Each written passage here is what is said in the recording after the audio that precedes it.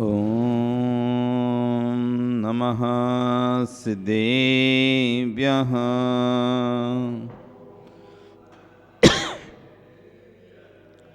ॐ नमः सिद्धेभ्यः। ॐ नमः सिद्धेभ्यः। तिर्यणे खग्गिणाय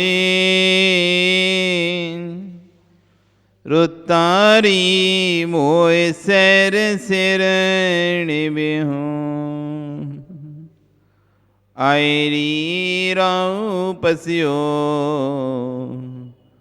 परवादिनियों भव्य जी लोए। नमो अरियंताणं नमो सिद्धाणं नमो आयरीयाणं नमो वज्रायाणं नमो लोये सव्यसाहुणं। बोले अनंत अनंत परमेष्टि भगवानी की, आदिरम आदिनाथ भगवानी की, वर्तमान शासन महावीर भगवानी की, आचार्य स्कुंद कुंद देव स्वामी महाराज की, आचार्य विश्व सागर जी महाराज की, अहिंसा में विश्व धर्म की।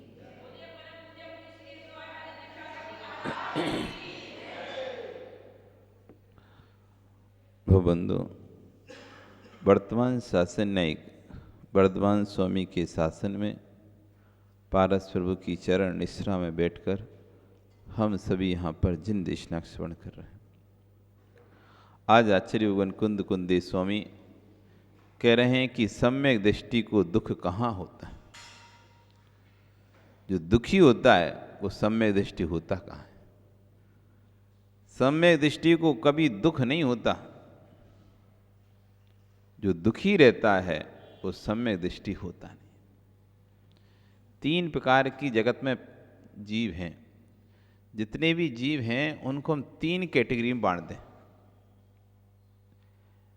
बहिरात्मा, अंतरात्मा और परमात्मा। चौथा कोई जीव नहीं है इस जगत में। बहिरात्मा, अंतरात्मा और परमात्मा, ये तीन ही प्रकार के जगत में जीव हैं। बहिरात्मा मिथ्या दृष्टि जीव, अंतरात्मा सम्यक दृष्टि जीव, परमात्मा सिद्ध परमिष्टि अनंत परमिष्टि। इसके अलावा कोई भी जगत में जीव नहीं। जो दुखी होगा वो बहिरात्मा होगा, जो सुखी होगा वो अंतरात्मा होगा, और जो सुख दुख दोनों से रहित होगा वो परमात्मा होगा। जो दुखी होगा वो बहिरात्मा होगा, जो सुखी होगा वो अंतरात्मा होगा, और जो सुख दुख दोनों से रहित हो गया, क्योंकि सुख दुख भी कर्म उदय जन्य हैं। कर्म के उदय से होता है सुख भी, और कर्म के उदय से होता है दुख। साता वेदनी कर्म के उदय से सुख का वेदन होता है, असाता वेदनी कर्म के उदय से दुख का वेदन होता है। जो कर्मातीत हो चुके हैं, जिनके पास ना सुख है ना दुख है, वो हो गए अंतिम परमात्मा।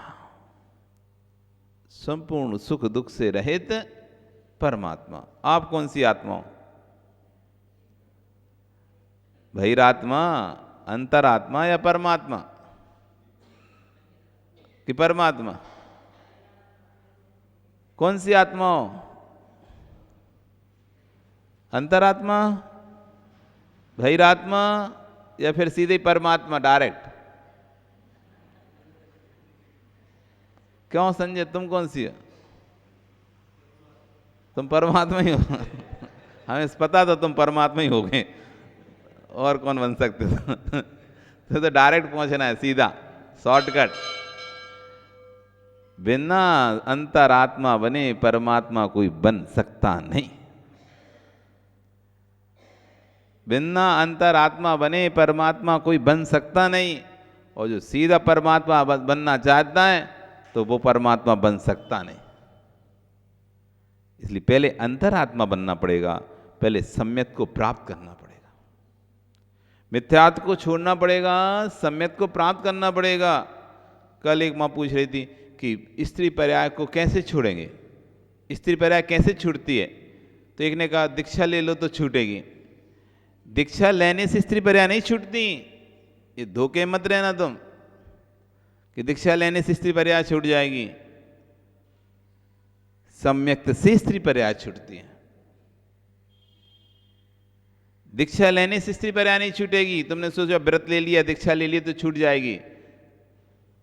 व्रत दीक्षा तो मिथ्या दृष्टि भी ले लेता है, मिथ्या दृष्टि भी व्रत ले लेता है, मिथ्या दृष्टि भी दीक्षा ले लेता है। तो व्रत दीक्षा का कोई संबंध नहीं है पर्याय किसके। सम्यक दर्शन शुद्धा नारक त्र्यंच नपुस्तक स्त्रीत्वानी दुष्कुल विकल्प अल्पायु दरिताम ना वृचि शुद्ध दृष्टिया। जो सम्यक दृष्टि है, जो सम्यक दर्शन से जिसका दर्शन शुद्ध है, सम्यक दर्शन शुद्धा नारक, वो कभी नारकी नहीं बनेगा। त्र्यंच नहीं बनेगा, नारकी नहीं बनेगा, त्र्यंच नहीं बनेगा, नपुंसक नहीं बनेगा, स्त्री नहीं बनेगा, अल्पायु नहीं होगा, विकृत नहीं होगा। मानसिक विकलांग जो होते हैं, शारीरिक विकलांग, मानसिक विकलांग, दरिद्री नहीं होगा। अब सोचो आप, दरिद्री नहीं बनना, अल्पायु एक नहीं चाहिए, मानसिक शारीरिक विकलांग नहीं चाहिए, खोटा कुल नहीं चाहिए, नपुंसक पर्याय नहीं चाहिए, स्त्री पर्याय नहीं चाहिए, नरक पर्याय नहीं चाहिए, त्रिंश पर्याय नहीं चाहिए। तो क्या करना पड़ेगा? सम्यक दर्शन को प्राप्त करना पड़ेगा।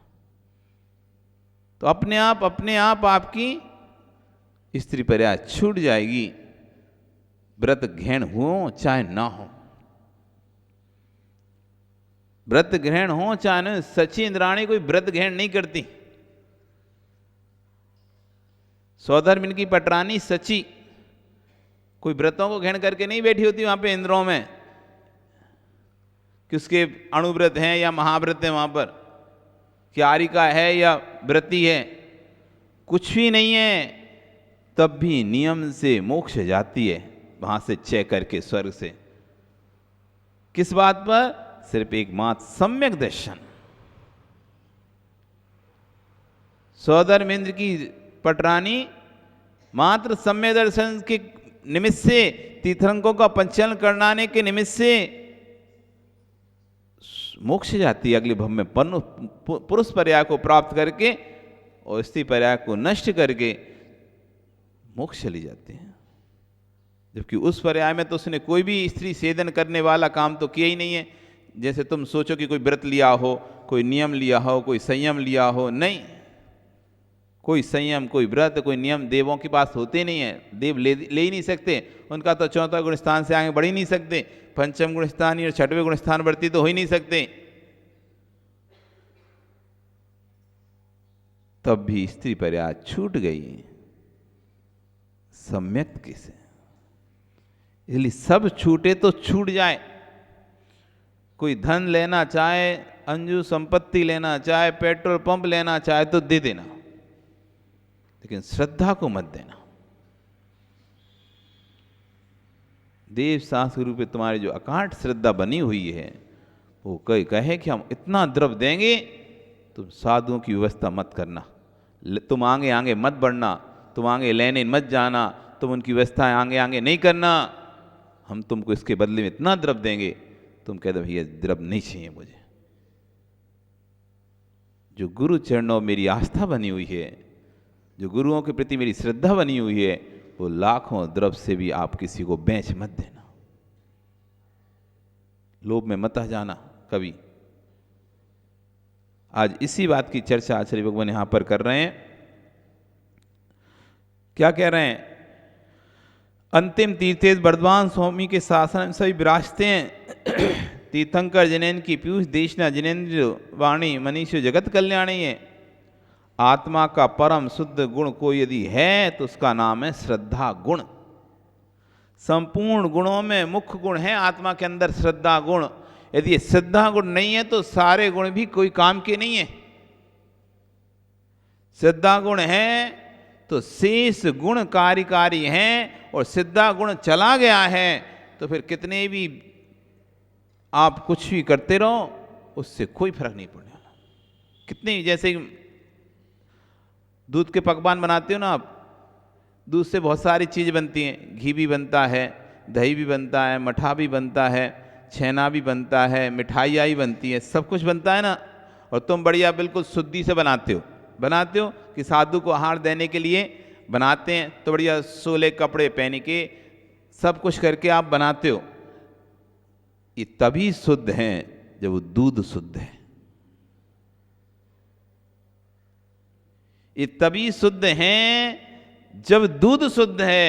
दूध अशुद्ध है, अब चाहे तुम कितने भी सोले के कपड़े पहन के, कितने भी समय पे अटपैरा निकाल के, कुछ भी करके तुम मलाई बना के घी बनाओ, चाहे दही बनाओ, छाछ बनाओ, मर्यादा की बनाओ, लेकिन दूध ही अशुद्ध है। अब तुम कितनी भी मर्यादा की सामग्री बनाओगे वे सब अशुद्ध ही होंगी। समझ रहे ना? दूध ही अशुद्ध है। अब तुम कहो हमने तो अठवेरा का घी, उसमें से मलाई निकाली और उसके बाद हमने तो वो निकाला है, हमारे पास दूध आया और एक ही दिन की हमने मलाई थी, उससे घी निकाल लिया। 24 घंटे की तो दही है, 24 घंटे की तो छाछ है, आज ही तो औंट के हमने सोले कपड़े पहन के दिन में आज ही तो मिठाई बनाई है। सब तो चीज़ मर्यादा से बनाई है, फिर अशुद्ध कहाँ हो गई? जब दूध ही अशुद्ध था तो तुम कितने भी शुद्धि से कोई काम करोगे वो सब अशुद्ध ही है। ऐसे जिसका श्रद्धा गुण ही चला चुका है, श्रद्धा गुण ही जा चुका है, अब वो कितनी भी भक्ति पूजा कर ले, कितने भी भावों के साथ बैठा रहे, कितना भी कुछ करता रहे, कितने भी दान पुण्य पूजा कर ले, लेकिन श्रद्धा गुण नष्ट हो चुका है, उसका वो कोई भी काम का नहीं है, कुछ भी काम का नहीं। इसलिए कह रहे हैं श्रद्धा गुण। इसलिए तो जो दिखाई देते ना आपको, बड़े बड़े सेठ दिखाई दे रहे हैं, लाखों करोड़ों रुपए तो खर्चा कर देते हैं, इधर उधर दान भी दे रहे हैं, लेकिन वो देखकर दे रहे हैं, चेहरा देखकर किस किस को दान देना, किस कौन से साधु का ज़्यादा नाम है तो वहाँ पर आगे आगे पहुँचना है, जिसका नाम नहीं है तो उसके पीछे खड़े हो जाना है, जाना ही नहीं है, देखना ही नहीं है। तो इसके अंदर श्रद्धा गुण नहीं है। अभी इसका दान कोई काम में नहीं आया, तो ने भले करोड़ रुपए के दान दे के मंदिर भी बनवा दिया हो, लेकिन तुम्हें ये लगता है कोई बड़ा नाम होगा तो हम काम करेंगे, और छोटा मोटा नाम होगा तो भैया हम छोटे मोटे काम लोगों के पास नहीं जाते। अभी श्रद्धा गुण नहीं आया। श्रद्धा गुण जब आता है ना व्यक्ति के अंदर, लाखों की भीड़ हो चाहे कोई ना हो, वो सबके पास दौड़ दौड़ कर पहुंचता। उसे अपने पैसे का अभिमान नहीं होता, घमंड नहीं होता, अपने दानता का घमंड नहीं होता, अपने पावर रुतबे का घमंड नहीं होता। वो तो जहां भी निर्गंत गुरु दिख जाएं, 1 हो 2 हो 10 हो 100 हो, भीड़ हो नहीं हो, उसे कोई मतलब नहीं रहता, वो तो दौड़ कर पहुंच जाता है। और जो व्यक्ति अरे इसके पास जाना है, इसके पास नहीं जाना, ऐसा करना है, वैसा नहीं करना है, इनमें अपना दिमाग लगा रहा है और लाखों रुपए समाज को दान देकर अपने नीचे दबा के रखा है, जिससे समाज उसके अगेंस्ट में ना जा पाए, कुछ बोल ना पाए, और अपने आप को बड़ा समाज का बोझ समझता है। ये श्रद्धा गुण से भीन व्यक्ति है। ये कितना भी समाज के लिए कर ले, कितना भी मंदिर के लिए दान दे दे, धर्म कर ले, उस धर्म का किंचित मात्र भी फल मिलने वाला नहीं है उसे, किंचित मात्र भी। इसी बात को आचार्य उपनिषद कर रहे हैं, आत्मा का परम गुण यदि कोई है तो उसका नाम है श्रद्धा गुण, और परम शत्रु यदि कोई है तो तत्वों के प्रति श्रद्धा का अभाव। अरि कोई है तो मिथ्या, तो मित्र कोई है तो सम्यक। जीवन में यदि कोई सब कुछ चाहता हो तो उसे प्रेम से दे देना, लेकिन इतना ध्यान रखना अपनी श्रद्धा किसी को मत दे देना।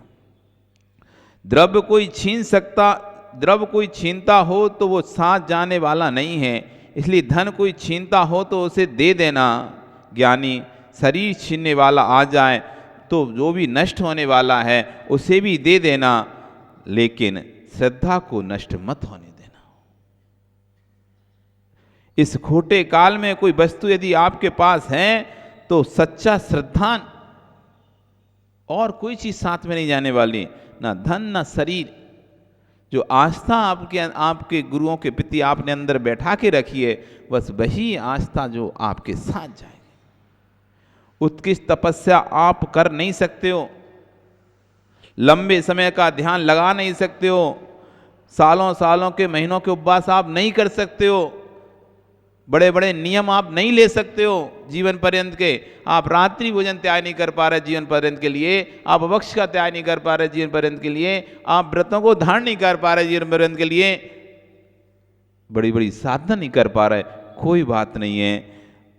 जीवन पर्यंत नहीं कर पाओ कोई बात नहीं है, पर श्रद्धा को ज्ञानी जीवन पर्यंत तो रख सकते हो। बड़ी बड़ी तपस्या आप लंबे समय तक नहीं कर सकते। नियम भी कोई देते तो महाराज जी 1 साल का ले रहे, 1 महीने का ले रहे, 2 दिन का ले रहे, 5 दिन का ले रहे, आपकी हिम्मत नहीं हो पाती कि जीवन भर के लिए ले नियम। कोशिश करेंगे, अभ्यास करेंगे। कोई नियम लेने के लिए आप कोशिश कर लो, अभ्यास कर सकते हो। तपस्या भी कोई करोगे तो 1 घंटे करोगे, फिर बैठ जाओगे, 2 घंटे करोगे, 4 घंटे करोगे, ध्यान भी करोगे तो कितना करोगे। ये हर चीज की एक सीमा है, लेकिन श्रद्धा की कोई सीमा नहीं है। जीवन पर्यंत चल सकती है श्रद्धा। बाकी सब तो शरीर की सामर्थ्य के अनुसार होंगे। शेष नियम का पालन तो शरीर की सामर्थ्य के अनुसार होता है। यदि सामर्थ्य है तो आप 3-3 उपास, 4-4 उपास कर सकते हो। नहीं है सामर्थ्य, 1 ही उपास कर पाओगे। कभी आप अच्छे से उपास कर लेते 400, अब नहीं रही सामर्थ्य, 1-2 उपास में ही आपकी हालत खराब हो जाती है। वो कभी कभी 10-10 उपास कर लेते थे। तो ये उपास की तपस्या बढ़ती और घटती तो शरीर के कारण है।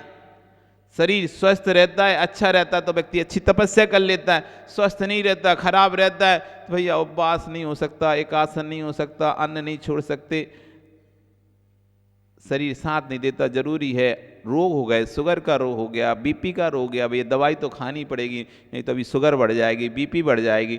तो ये तपस्या हम चाह कर भी, कोई व्यक्ति चाहता भी भैया हम रात में पानी नहीं पिएंगे, लेकिन कभी भी बीमारी ऐसी हो गई है, कभी भी गोली लेना पड़ सकता है।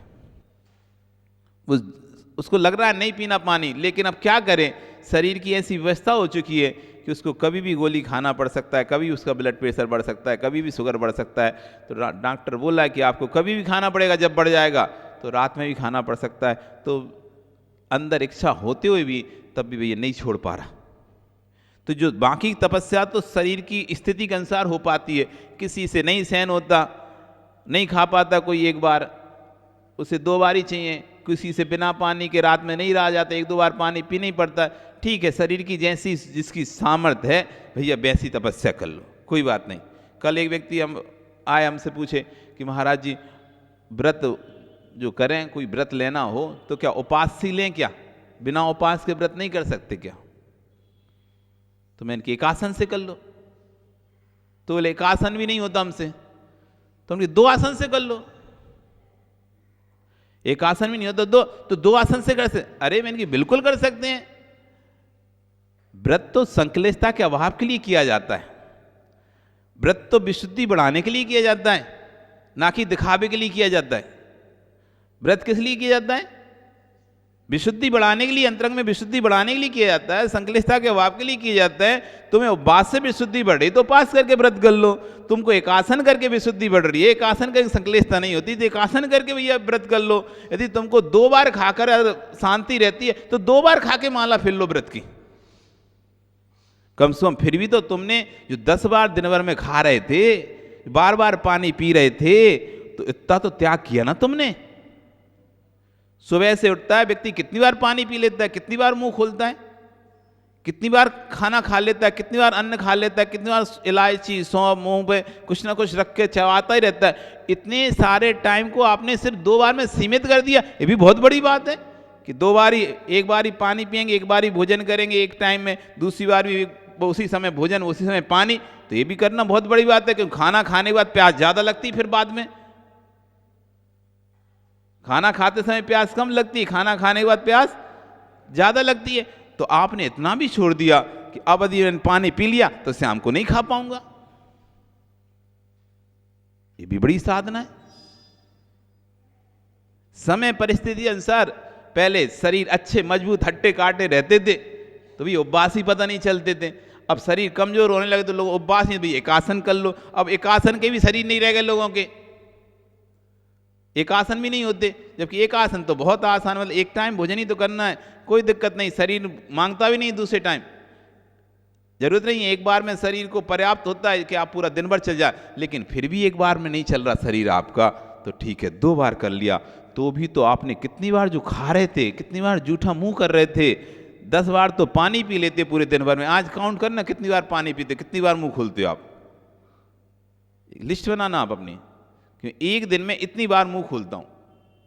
चाहे वो सौंफ के लिए मुंह खुला हो, चाहे इलायची के लिए मुंह खुला हो, चाहे पानी के लिए मुंह खुला हो, चाहे भोजन के लिए मुंह खुला हो, आपने कितनी बार इस मुख में आप सामान पेट में अंदर लेके जाते हो, चाहे कोई से ही माध्यम से लेके जाते हो। आप गिनती करोगे, हम तो दिन भर में 10 आसन करते हैं। दिन भर में 10 बार आप अपने मुख में से अपने पेट में सामान लेके जाते हो। पानी के माध्यम से लेके जाओ, चाहे दूध के माध्यम से लेके जाओ, चाहे चाय के माध्यम से लेके जाओ, चाहे शरबत के माध्यम से लेके जाओ, चाहे अन्न के माध्यम से लेके जाओ, किसी माध्यम से लेके जाओ, आप मुंह खोल के अपने पेट में को भरते हैं। उतने सारे आपने इतने टाइम को कंट्रोल करके 2 बार भी कर लिया तो भी बहुत बड़ी तपस्या है। आज के लिए, आज के ऐसे परिवेश में कोई व्यक्ति यदि ये भी नियम ले ले कि मैं 2 ही बार भोजन करूंगा बस, इसमें भी आसान नहीं समझना आप। ये नियम कोई आसान नियम नहीं है, मैं 2 बार भोजन करूंगा। जब गर्मी पड़ती है ना, गर्मी, भयंकर भीषण गर्मी, खाना खाने के बाद जो प्यास लगती है ना, आपको पता नहीं है वेदना का। भोजन करने के बाद जो प्यास लगती है, उस वेदना को आपको जैसे ही प्यास लगी, आप फटाक से फ्रिज खोला और पानी गट गट गट गट कर गए, तो आपको तो वेदना का एहसास ही नहीं हो। उसको सहन कर रहा है वो, कोई बात नहीं, 2 बार भी खा रहा है तब भी वो तपस्या कर रहा है। ये कोई 2 बार खाए ना तो उसकी भी तपस्या की अनुमोदन करो। भैया धन्य हो तुम कि तुम 2 बार कैसे खा के रह रहे हो, तुम 2 बार कैसे खा के रह जाते हो। हम तो दिन भर पानी पीते रहते हैं, तुम तो पानी भी नहीं पीते, सिर्फ एक ही बार उसी समय, जिस 2 बार कुछ भी, चाहे पानी पी लो 2 बार पूरे दिन भर में, चाहे 2 बार में खाना पानी 2 कर लो, वो भी कोई कर रहा है तो कितनी बड़ी तपस्या है आज के काल में, उसकी भी अनुमोदना करो। इसलिए व्रत जो किए, नियम, जो भी नियम व्रत लेना है, बस उसमें एक उद्देश्य ध्यान रखना चाहिए, इस नियम से हमें संक्लिष्टता ना होना चाहिए। बस कोई भी व्रत करो, कोई भी नियम करो, कोई भी साधना करो, बस इतना ध्यान रखना, बस इस साधना के काल में, इस नियम के काल में हमें किसी प्रकार की संक्लिष्टता नहीं होना चाहिए। इस नियम को पालते पालते, यदि पालते पालते संक्लिष्टता हो रही है तो श्रद्धा गुण से भीन तुम्हारी क्रिया है। वो पाल लो, आप अकाम निर्जला आपकी होती रहेगी। वो नरेश, ये है अकाम निर्जला। अब ले लिया है, अब छोड़ सकते नहीं है, और लेकिन संक्लिष्टता हो रही है, वो तैयार नहीं, अपने आप में मानसिक रूप से तैयार नहीं है उस व्रत को पालने को। कहां ले लिया 2 बार भोजन का नियम, अब प्यास लगती है, अब नियम ले लिया, तोड़ूंगा तो नहीं, लेकिन प्यास लगती रहती है, प्यास लगती है उसको, बस बार बार यही आता है, कहां ले लिया ये नियम, कहां से ले लिया ये नियम। जब भी जाऊंगा पूछूंगा कोई छूट तो मिल जाए, 1 आध घंटे की या 1 बार पानी की छूट ले लूंगा, 1 बार पानी की छूट ले, ऐसा भाव चल रहा है। लेकिन जब तक जाऊंगा नहीं तब तक नहीं पीऊंगा, पूछ के ले लूंगा। इसकी अकाम निर्जरा चल रही है, इच्छा नहीं होने पर भी। लेकिन वो व्यक्ति पानी तो नहीं पी रहा है, इच्छा तो नहीं है, पानी नहीं पी रहा है, लेकिन ये सोच रहा है कि अगली बार अगर मैं पहुंचूंगा, गुरुजी से पूछूंगा इसमें कुछ हो सकता है क्या, कि भाई अब रात में भोजन का त्याग किया था लेकिन व्यापार कारण से हो नहीं पाता, लेकिन अब जिस दिन छूट जाता तो खाता तो नहीं है, लेकिन अब बस यही लगा रहता है कि अब की बार जाएंगे तो हम पूछ लेंगे कि 5 की जगह 7 बजे तक कर सकते हैं क्या। ये अकाम निर्जरा है उसकी। ठीक कह रहे हैं, उत्कृष्ट तपस्या आप कर नहीं सकते इस पंचम काल में। इस खोटे काल में कोई व्यक्ति उत्कृष्ट तपस्या नहीं कर सकता, लंबे समय का ध्यान भी नहीं लगा सकता कि घंटों घंटों आंख बंद करके बैठा रहे, नहीं बैठ सकता। पर श्रद्धा को ज्ञानी जीवन पर्यंत रख सकते हो। अनंत भव भी धारण करना पड़े, अनंत भवों में यूं कह देना, हे प्रभु दास का दास बनना पसंद है, परंतु जिन प्रभु के चरणों से दूर होना पसंद नहीं है। दास का दास बन जाना, लेकिन भगवान के चरणों से दूर नहीं होना। अपने जीवन में गांठ बांध लो, दास बनना पसंद है। दास क्या, दासोनन दास। खजुराहो में एक सेठ हुए, सेठ पाहिल।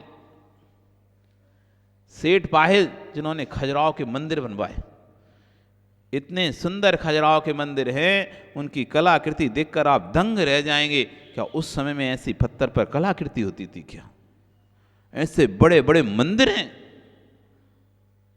बाहर पूरी नक्काशी, अंदर एकदम सादा शांत। ऐसे बड़े बड़े मंदिर बनवाए उन्होंने बाहर एक प्रशस्ति लिखवाई है। उस समय में सेठ पायल ने अपने समय में प्रशस्ति लिखवाई, मैंने इतने मंदिर बनवाए, मैंने इतने मंदिर बनवाए, इतनी प्रतिमाओं को यहाँ पर विराजमान किया है, इतना मंदिर के लिए मैंने जगह दान दी है, ये गार्डन, ये स्थान, ये खेत मैंने मंदिर के लिए दिए हैं सारे। पर मैं जानता हूं मैं शाश्वत नहीं हूं, मैं जानता हूं मैं शाश्वत नहीं हूं, मैं इनकी सुरक्षा नहीं कर सकता हूं। एक उम्र के बाद मेरा भी मरण हो जाएगा, लेकिन मैं उसका दास का दास हूं जिन मंदिरों की सुरक्षा करेगा। क्या बात लिख रहा है, मैं उसके दास का दास हूं जो इन मंदिरों की, इस जमीन की, इस धर्म की, इस मूर्ति की सुरक्षा करेगा। मैं उसके दास का दास हूं। सेवक बनना पसंद करना, गुरुओं के चरणों में बैठना पसंद करना, श्रद्धाहीन होकर सिंहासन नहीं चाहिए। कोई तुम्हें समाज का अध्यक्ष बना दे, मंत्री बना दे, पर देख लेना इसमें नियम लिखा है कि हम मुनियों को पास नहीं ले जाएंगे तो भैया मुझे ऐसा अध्यक्ष नहीं बनना।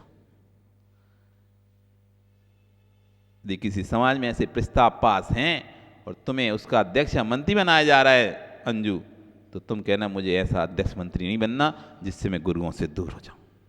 अभी कोई पद पे नहीं हूं तो मेरा जब मर्जी होती है तब चला जाता हूं। कोई पद नहीं है मेरे पास, जब मर्जी होती तब चला जाता हूं। कोई मुझे कहने को नहीं है तुम कैसे चले गए। जिन पद आ जाएगा तुम जा नहीं सकते, जाओगे तो जिम्मेदारी आ जाएगी, इसलिए समाज की जिम्मेदारी नहीं, तुम्हें नहीं जाना। अब तुम चाहते भी हो, मन भी है तुम्हारा, लेकिन अब समाज के दायित्व के भार के नीचे तुम दबे हुए हो।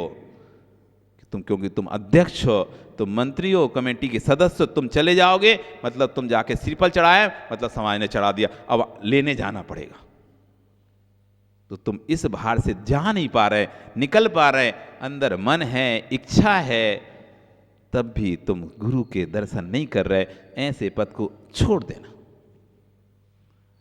जो पद मुझे गुरु की सेवा से वंचित करे, जिस पद से मुझे गुरु सेवा से दूर रहना पड़े, ऐसे पद को धिक्कार है, नहीं चाहिए। कम से कम मैं ठीक हूं श्रावक, कहीं भी जाकर आराम से दर्शन तो कर सकता हूं। जब से पदभार संभाला तब से मैं 100 बार सोचता हूं कि वहां जाऊं, सिर पर रखूं कि नहीं रखूं। वो नहीं होता ना तो तो आप मस्ती से जाते, महाराज नमोस्तु, अपना सिर पर चढ़ाते। अब तुम अपना सिर चढ़ा रहे हो, पद पे आ गए, तुम्हें लगता है कि जो सिर पर चढ़ाए तो हो सकता है अब तुम महाराज कहीं आ ना जाए, तो तुम आ ही नहीं रहे, तुम आ ही नहीं रहे इसी डर से कि हम तो पद पर हैं, अध्यक्ष हैं, मंत्री हैं, यदि हम आकर नमोस्तु कर जाएंगे, हम आकर उसके पास पहुंच जाएंगे तो लोग ये ना समझ लें कि समाज ने बुला लिया, समाज ने सिर पर चढ़ा दिया। तो उस डर से मन में है, लेकिन तब भी दर्शन नहीं कर पा रहे, उस व्यक्ति से कह देना, अंजू कह देना उस व्यक्ति से कि भैया ऐसे पद से क्या फायदा जिस पद से तुम भगवान की गुरु की भक्ति से दूर हो रहे हो। इससे अच्छा तुम पदहीन रहते तो एक बार हम फोन करते तो तुम दौड़े दौड़े चले आते, पदहीन रहते एक बार फोन करते तो तुम दौड़े दौड़े चले आते।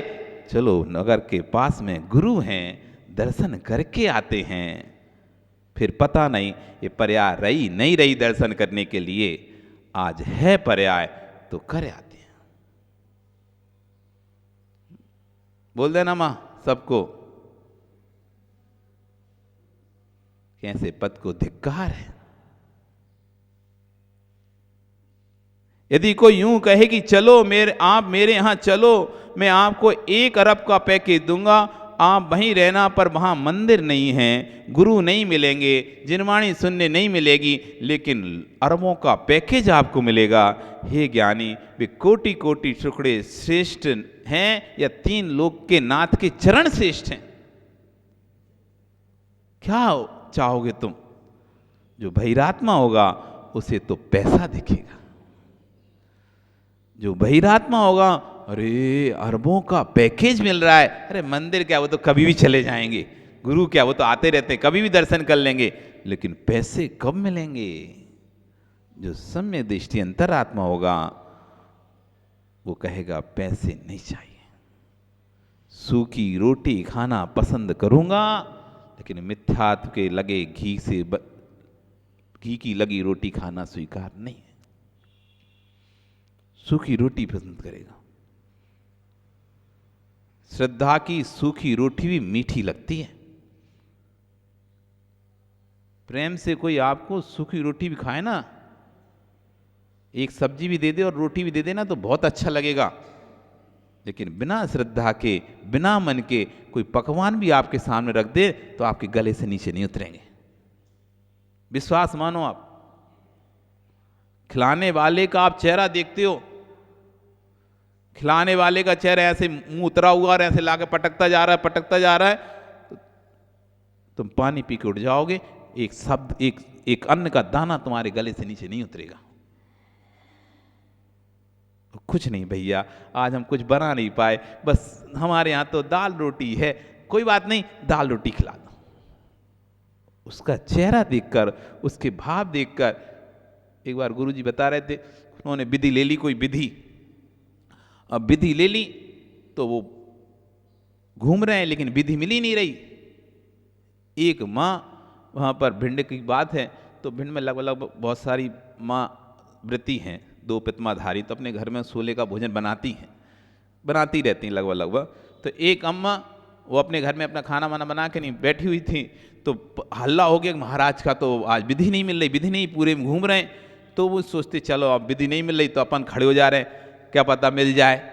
तो नीचे आके खड़ी हो गई और जो सामान लेके खड़ी हुई, अब गुरुजी का पड़गान हो गया, उसके मिल गई विधि, पड़गान हो गया। पड़गान अब था तो उसे कुछ नहीं, उसने अपने लिए बनाया था दाल, एक दाल बनाई थी और रोटी बनाई थी, उसने कुछ बनाया नहीं था, और सब्जी थी, बस दाल सब्जी और रोटी, तीनों चीजें थी उसके पास, और ले गई। अब खड़ा कर दिया, पड़गान हो गया, 5 रोटी थी बस उसके यहाँ। कितनी थी? 5 ही रोटी थी।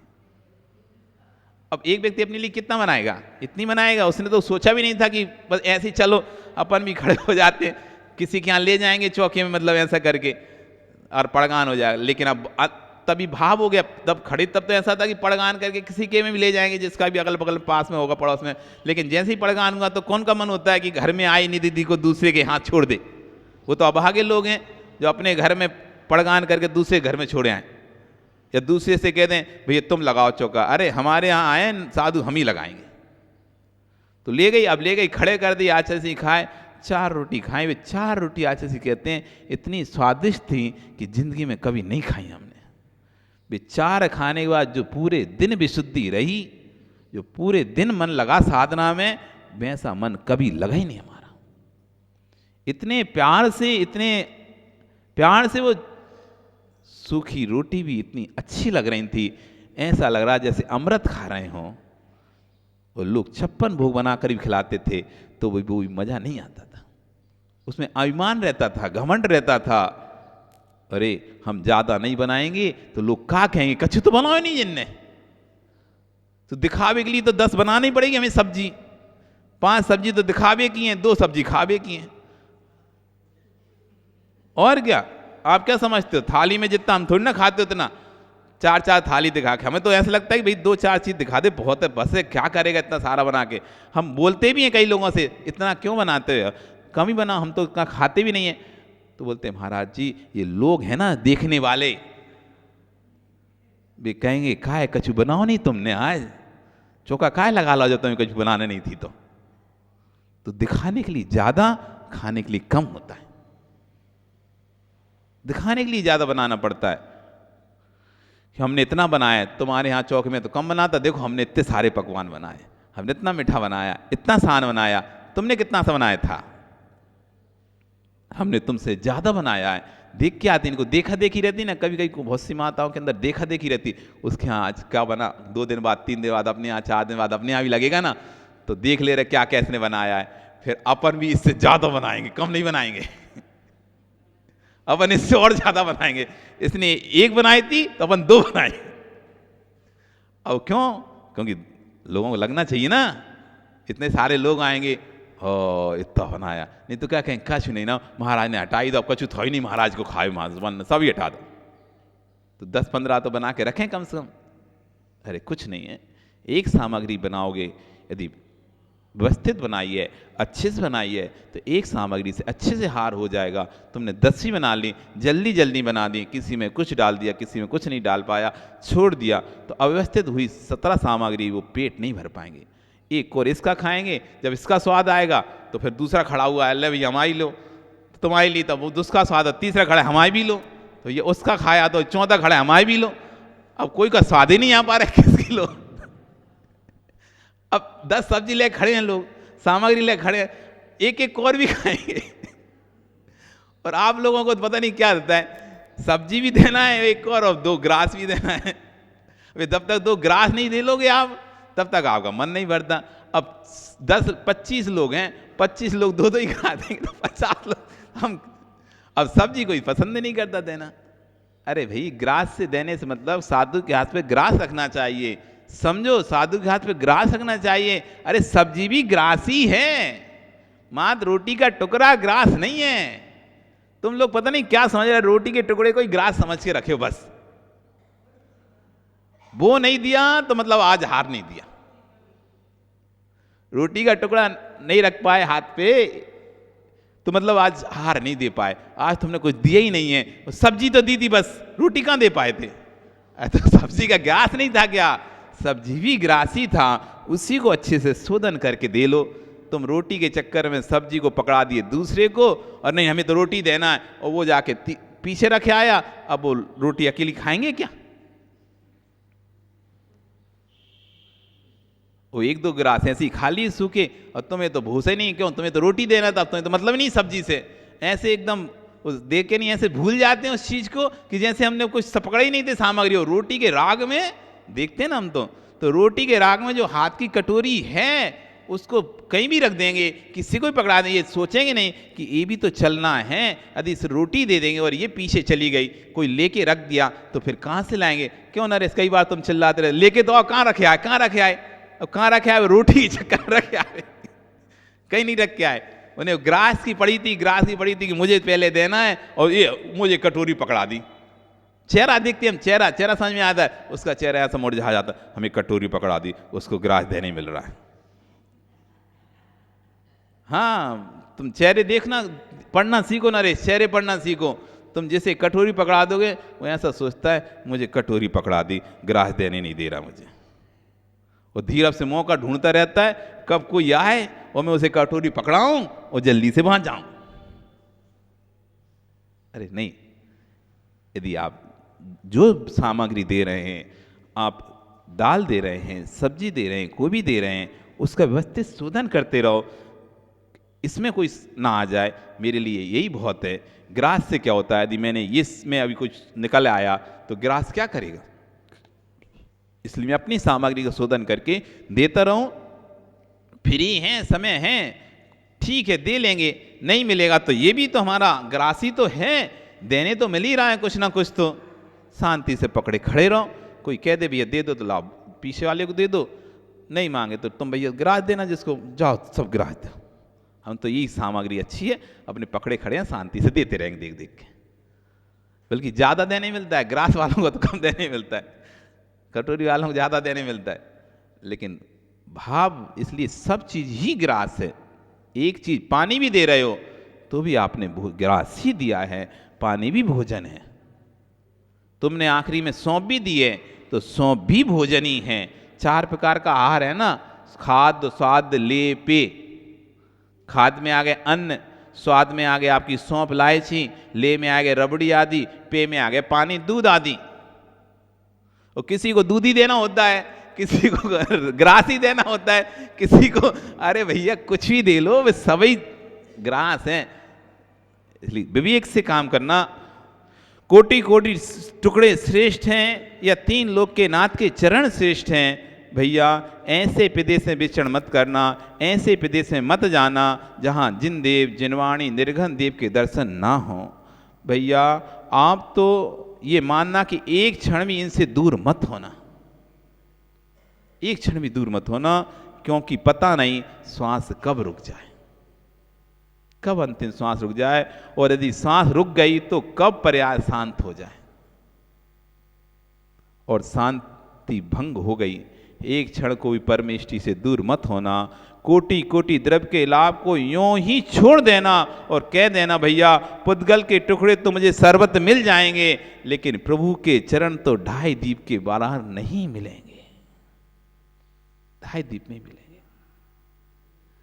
यानी अरिहंत की पितवा तो 2.5 दीप के बाहर भी मिल सकती है, लेकिन निर्घंतों के चरण तो सिर्फ 15 कर भूमि में ही मिलेंगे, मुनि नहीं मिलेंगे तुम्हें। भगवान मिल सकते हैं तुम्हें 8वां दीप नंदीश्वरम, 8वें दीप नंदीश्वर दीप में भगवान मिल जाएंगे, 11वें रुचिकवर दीप में भगवान मिल जाएंगे, 13वें कुंडलगिरी दीप में भगवान मिल जाएंगे, लेकिन निर्घंत गुरु के चरण तो 2.5 दीप के बाहर नहीं मिलेंगे। और तुम्हारा तो सौभाग्य है उस क्षेत्र में जन्म लिया है जिस क्षेत्र में निर्घंत गुरु के चरण पद रखे जाते हैं, बिहार होता है। भारत के बाहर भी तुम्हें निर्घंत गुरु नहीं मिल पाएंगे। धन संपत्ति मिल सकती है, लेकिन गुरु के चरण नहीं मिल सकते। 15 कर्मभूमियां मिलेंगे। नंदीश्वर दीप 8वां दीप है, और 2.5 दीप के बाहर जिन बिंब तो अन्य जगह भी मिल जाएंगे, परंतु जिन मुद्राधारी निर्घंत इन 15 कर भूमि ही मिलेंगे, इसमें कोई शंका मत करना। साक्षात निर्घंतों के चरणों में जो विशुद्धि बनती है वो अलग ही होती है, निर्घंत योगी चरणों में परिणाम जो विशुद्धि आती है वो अलग ही होती है। भैया कैसेट भी आप सुन लेते हैं, टीवी पर भी प्रवचन सुन लेते हैं, आप सुन तो लेते हो, पर सामने बैठकर परिणाम जो विशुद्धि आती है वो टीवी और कैसेटों पर नहीं आती। बिल्कुल रखना। आप सुनील जो यहाँ सुन रहे हो, यहाँ जो परिणाम तुम्हारे शांत हैं, तुम कितना भी घर में कैसेट लगा के मोबाइल पे सुन लो, लेकिन जो विशुद्धि यहाँ बन रही है तुम्हारी, वो विशुद्धि बन ही नहीं सकती, नहीं बन सकती। यहाँ पर हम पूरे मन योग के साथ बैठे होते हैं, गुरु के पास हम सुन रहे हैं, सामने पूरे मन योग के साथ सुनते हैं। टीवी पर मन योग नहीं होता है, सिर्फ कान लगे हैं हमारे, मन कहीं भी घूमता रहता है, आंखें कहीं भी घूमती रहती हैं, कान हमारे लगे हुए हैं। सुनते रहते हैं, अपना सामान उठाते रहते हैं, चलाकर छोड़ देते हैं, प्रवचन चला के छोड़ दिए, स्त्रोत चला के छोड़ दिया, अपना काम करते जा रहे हैं और सुनते जा रहे हैं। वहां पर मनोयोग नहीं लगा हुआ है हमारा, सिर्फ सुन रहे हैं हम, भाव भंगिमा हमें समझ में नहीं आ रही। वहां पर सारा खेल है भाव भंगिमा का। चेहरे के जितना आप शब्दों को आप समझ नहीं आते, शब्द तो बहुत कम समझ में आते, हमें चेहरे के एक्सप्रेशन समझ में आते हैं। व्यक्ति रो रहा है, लेकिन रोने से आपको रोना नहीं आता। रोने की वीडियो लगा दो, आपको रोना नहीं आएगा, लेकिन जब सामने वाले का चेहरा देखोगे, कैसे रो रहा है, दुखी होके रो रहा है, आपकी आंखों से टप टप टप टप, आप रोकना भी चाहोगे तो नहीं रोक पाओगे। उसका चेहरा देखकर, वैसे आप सुनते रहोगे, रो रहा था, देखो हम तुम्हें सुनाते हैं वो रो रहा था, देखो हम तुम्हें दिखाते हैं वो रो रहा था, कोई असर नहीं पड़ रहा तुम्हें। जो सामने बैठ के तुम उसे देख रहे थे रोता हुआ, उसके चेहरे का जो भाव था, उसका दर्द पीड़ा जो आप महसूस कर रहे थे उस समय, सामने बैठकर वो मोबाइल पे महसूस नहीं कर रहे थे। वो पीड़ा से आपकी आंखों से आंसू निकलने लगे, अपने आप निकलने लगे। वो क्यों निकल रहे हैं? उसके शब्दों से नहीं निकल रहे आपको, आप उसका चेहरा जो देख रहे हो, वो चेहरा आपके अंदर जाके एकदम आपको द्रवित कर रहा है, आपको करुणा से ओतप्रोत कर रहा है, आपके अंदर के परिणामों को बदल रहा है। इसलिए टीवी पर कितना भी सुन लो, क्योंकि चित्रों में चित्र पौधगले की ही दिखाई देते हैं। चित्रों में जो चित्र दिखाई दे रहे हैं टीवी, वो पौधगली दिखाई देगा, कागजी दिखाई देगा, भाव नहीं दिखाई देंगे। वहां पर चित्रों में भाव नहीं दिखाई देते। भाव तो जब सामने बैठते हो ना, तब समझ में आते हैं। जबकि यहां साक्षात परिणामों से मिलन होता है, तो परिणति में विशुद्धि होती है। आप बैठे तो यहां पे क्या हो रहा है? मिलन हो रहा है। आपके परिणामों का हमारे परिणामों से आपस में मिलन हो रहा है, तालमेल बैठ रहा है, मेल जोल हो रहा है। इसलिए जब आप यहाँ बैठते हो तो लगता है महाराज जी मन हो रहा है कि हम भी छोड़ दें, हम भी ऐसा ना करें। जब आपसे दूर जाते हैं फिर वैसे ही बंद होने लगता है, क्योंकि यहाँ बैठ के परिणाम एक दूसरे से टकराते हैं। एक दूसरे की वर्गणाएं, एक दूसरे की एनर्जी, एक दूसरे शरीर की ऊर्जा एक दूसरे व्यक्ति को प्रभावित करती है। मोबाइल पे कैसे करेगी प्रभावित? हमारी ऊर्जा तो हमारे पास है ना, वो मोबाइल में थोड़ी ना जाएगी। अब चाहे तुम हमें मोबाइल में कितना भी देखो, कितना भी सुनो, तो हमारी ऊर्जा निकल के आपके अंदर नहीं जाएगी। लेकिन यहाँ पे आप बैठे हुए तो जितना भी हमारा आभा मंडल है, ओरा है, वो आपको प्रभावित करेगा, आपको मजबूर करेगा, आपको विवश करेगा। नहीं, इस विषय पर सोचना चाहिए, इस विषय पर सोचना चाहिए। श्रद्धा को नहीं छोड़ना चाहिए। धन छूटे, धरती छूटे, जमीन छूटे, शरीर छूटे, सब छूटे, लेकिन श्रद्धा ना छूटे। पुद्गल के टुकड़ों के राग में परमात्मा को मत भूल जाना। उन युवाओं से भी मेरा कहना है, जहां भी जाना, पढ़ लिख कहीं भी जाओ, लेकिन धर्म को लेकर जाना, धर्म को भूलकर मत जाना। विदेशों में भी जाओ तो ऐसा काम करना जैसे पूर्व के सेठों ने किया था। सिंगल द्वीप, रतन द्वीप में व्यापार करने जाया करते थे ज्ञानी। श्री कमाने अवश्य जाते थे, पर श्री जी को लेकर साथ जाते थे। पहले के लोग जाते थे यात्रा करने, कहीं भी जाते थे व्यापार करने, साथ में अपने साथ भगवान को लेके जाते थे। रास्ते में कहाँ भगवान मिलेंगे? इन्हीं की रोज भक्ति पूजा करें। आज भी विदेशों में मंदिर है। 300 दिगंबर जैन मंदिरों में पाकिस्तान में ताले पड़े हुए हैं, और ज्ञानियों अभी भी अरहंत प्रतिमाएं भी हैं। शासन ने वहाँ सुरक्षा रखी है। लगता है ये भारत में जो जिन शासन, नमोस्तु शासन लहरा रहा है, विश्वास मानना।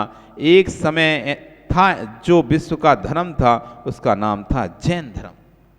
संपूर्ण विश्व में धर्म था। आज भी कंबोडिया में, इधर भी विदेशों में, सब जगह निकल रहे हैं पुरातत्व जैनों के अवशेष। नंदीश्वर की पूरी रचना निकली है कंबोडिया में।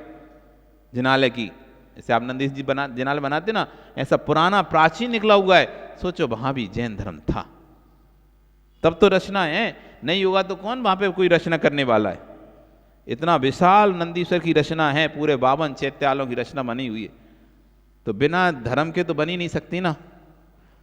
यदि करुणा अहिंसा के नाम पर, प्राणी दया के नाम पर, प्राणी मात्र से मैत्री भाव की बात की जाएगी, तो विश्व धर्म बनने के अधिकार यदि किसी को दिया जाएगा तो जैन धर्म को दिया जाएगा।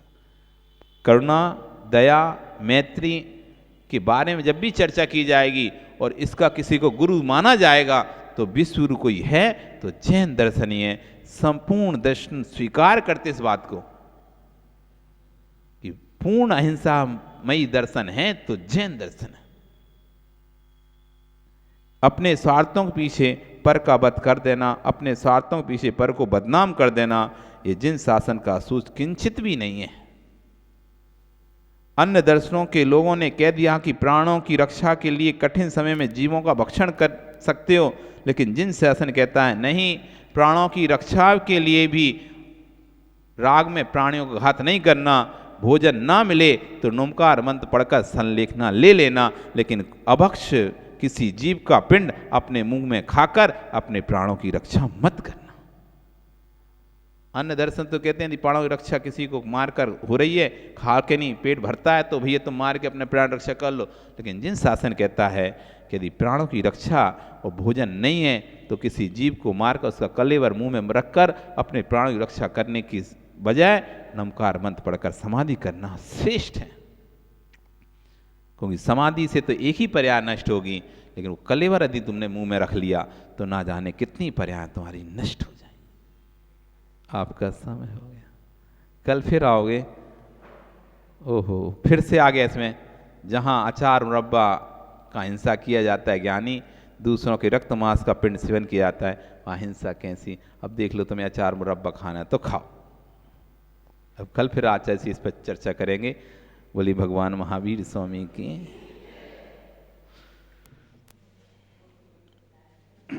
जिनवाणी स्तुति के लिए खड़े हो जाएं।